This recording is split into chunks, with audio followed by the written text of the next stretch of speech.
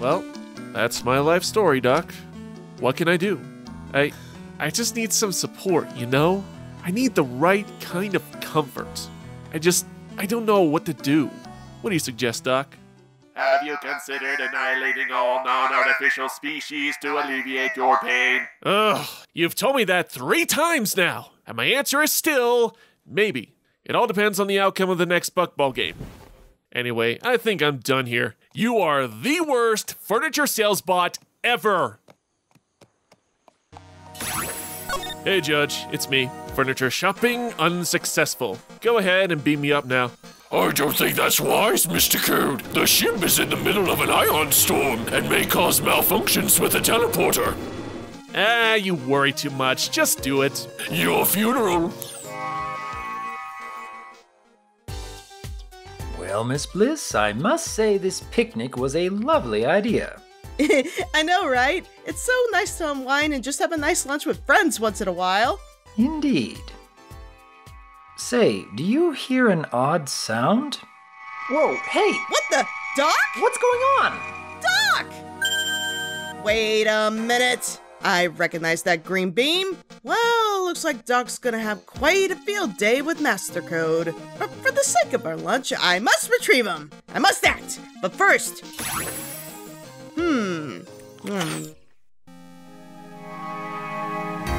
See, Judge? Everything's fine, and why is there another... Oh, seems I was right. Oh, my head. Where am I?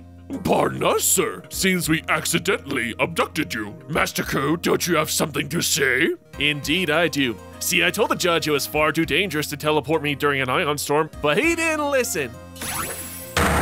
Ow.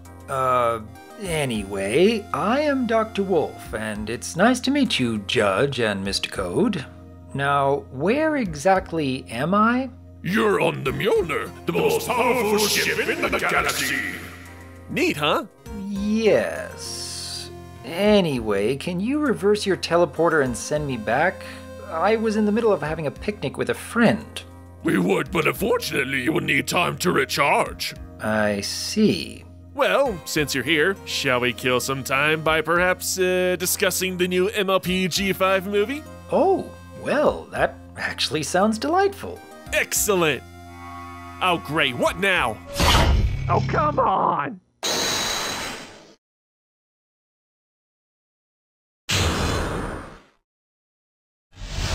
In the world of Equestria, friendship is no longer magic. Hold it! So we start off... Hold it! But we haven't even started yet! Apologies, but unfortunately the bench is too tall. I can't see. Oh, my bad. Here you go. Ow! Sorry. Anyway, so yes, long gone are the days of sunshine and rainbows, as the 3 races are now enemies. From the opening playtime with Sunny Hitch and Sprout, unicorns and Pegasi are now just vile creatures that threaten Earth pony life. This is a pretty dark time every pony lives in with all these fear and smear campaigns. My mom says the Pegasi and unicorns try to eat up all the Earth ponies by zapping them with lasers and frying them to a crisp. Those are lies! Hitch, tell him! Well, that is kind of what our teacher said in history class. They even conditioned the foals to follow these xenophobic ideals by teaching it in schools. As far as the intro goes, I did however appreciate the cameo the main 6 had in the opening sequence, as it was a reminder of good times as well as a cool art style. I adore this opening animation with the main 6. It's very brief, but always puts a smile on my face. And of course, it's such a bizarre moment with Rarity suddenly turning evil. With the power of our friendship and magic, we will spread love! Give hugs! Fry brains! Huh? Wait, what? Yeah, I'm a unicorn and we're evil! I'm gonna zap every pony with my horn lasers!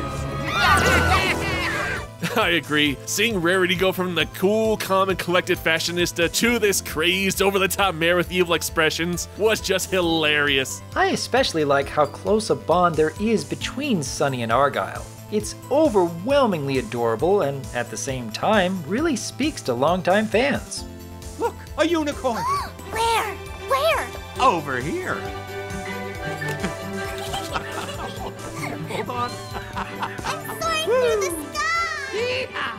There's just enough interesting tidbits in the background that would delight any bronies in the audience, but the MLP staff didn't feel the need to put these little Easter eggs front and center. Even though we didn't get to spend much time with Argyle, he did leave a significant impact on her life, teaching her about the magic of friendship and being an overall supportive father, instilling beliefs that one day every pony can be once again reunited. He was just a kind, fun, and strong male figure for Sunny. Hitch and Sprout still don't believe me. Maybe one day they will. But the important thing is that you stand up for what you believe in, okay? I'd be willing to bet Argyle being so fascinated with Equestria's ancient past will play a large role in the follow-up series. But for only being on screen a few minutes, he does more than enough to leave a lasting impact. Kudos to the writing in these early scenes. Plus, it also helps that Argyle has collected various artifacts and memorabilia over the years from the time that the main six lived in to further postulate that all three pony races all lived in harmony together. With that being said though, let's go ahead and discuss the elephant in the room with this movie. That being the glaring issue of xenophobia that currently exists in Equestria. Recall the finale of G4, The Last Lesson. After the conflict with Tyrek, Cozy, and Chrysalis, we saw the dawning of an age of prosperity and peace between every creature, and essentially Equestria became a utopia. And of course, this new age was ushered in by the Princess of Friendship, Twilight Sparkle, who we saw was running the kingdom rather well. So, what happened for the three tribes to fall in such disarray? Was it some cataclysmic event that not even Twilight could stop? Some big baddie who permanently removed Equestria's magic? Political or economical reasons? Unfortunately, it's never revealed why the three races broke up, and the most we ever get is, a long time ago in a galaxy far, far away, Earth ponies, Pegasi, and unicorns all lived together, and then they didn't. The end. So while I did enjoy the movie overall, these questions remained in the back of my head constantly. I have some more observations about this, but I'll save them for later. I've spent many months pondering these same questions, eager to see the movie give us some answers. And admittedly, we get very few. In fact, I probably ended the film with more questions than when I started. But given that I'm looking forward to the follow-up series even more despite how little was explained by the movie is quite the impressive feat for the MLP staff. Having so much fun with my viewing experience, even while I kept wishing the film could slow down and let the characters and story breathe. But I'll go deeper into that subject later on. At this time, I figured it's time to discuss the first song of the movie, which is Gonna Be My Day by Sunny. It's a simple but upbeat song, giving the audience an overview of her town of Maritime Bay.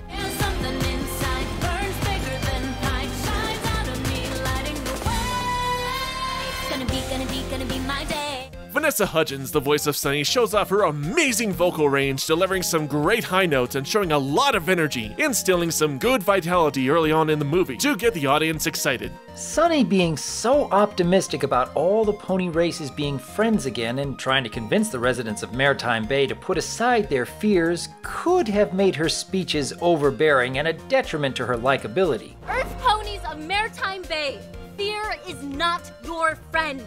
But the unicorns and Pegasi can be. Boy, it's crazy. Put him in one of them crazy buckets.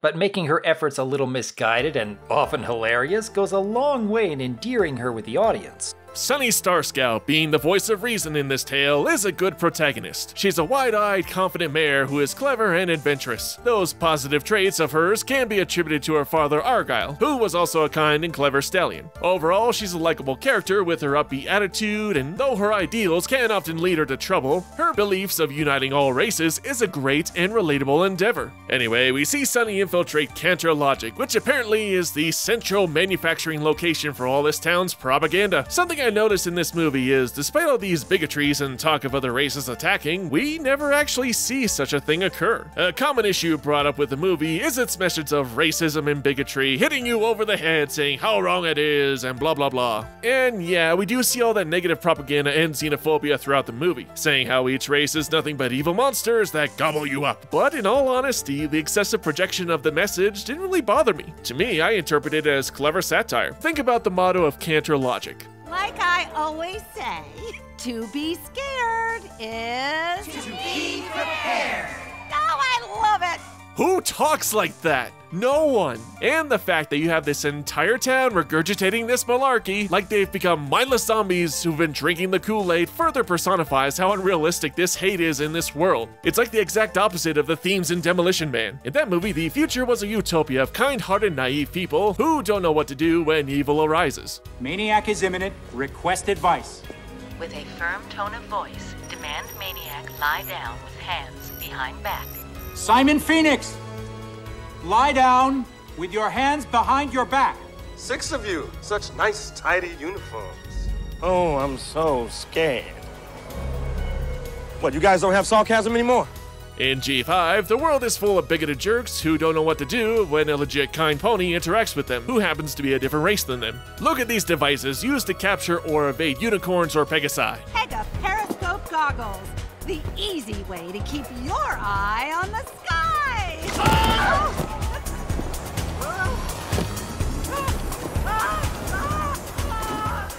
Yikes, that's gonna be a lot of paperwork.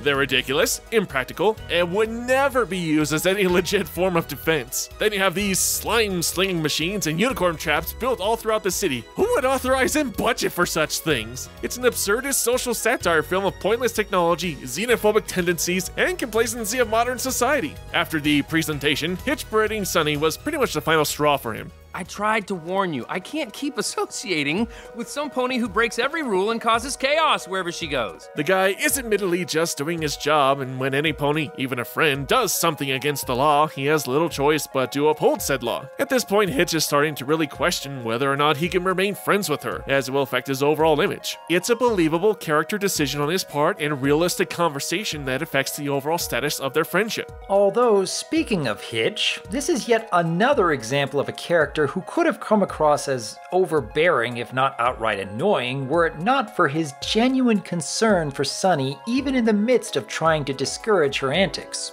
He firmly believes in upholding the law, but still has a gentle approach. The law is the law, Sonny, and I'm here to uphold it and keep every pony safe. All of that pony unity stuff was just a foal's bedtime story made up by your dad. Like it or not, this is the way it is. More on Hitch Trailblazer is a great fun character. He's loyal, kind, brave, though he is a stickler for rules. Hey, that's a violation of Code 33. Do you have any idea how many bylaws you broke in there? Because there's so many. Pick up that litter! I am the law! This, however, never gets overbearing, as his stoic guard charisma does lend to many humorous moments, but also serves a purpose for being the face of security in town, as he does legit care for the safety and well-being of his town's citizens. He often shows overconfidence in his abilities at times, yet he still cares for the others and tries to help out as best as possible. Sunny and Hitch have been friends since foalhood, yet as they've grown older, like with the situation with the Cantor Logic presentation, it's almost as if he stays friends with her just because she really has no other friends in town. He's a good balance of friend versus sheriff that makes him a three-dimensional, likable, loyal, and fun character. Moving on, it seems that Sunny's horrible day begins to turn around when an unexpected event occurs. Hi, new friend. My name's Izzy. Unicorn attack! This is not a drill! Whoa! A unicorn attack? Gasp! There it is! Why are you looking at me like that? Be gone, devil spawn! Ow!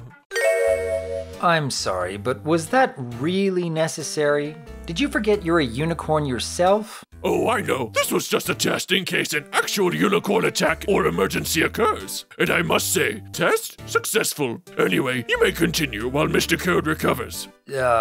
Anyway, it is so impressive that within just a minute of screen time, Izzy has already left such a strong impact. Always so positive and inviting, with plenty of highly entertaining hijinks. But I can do this.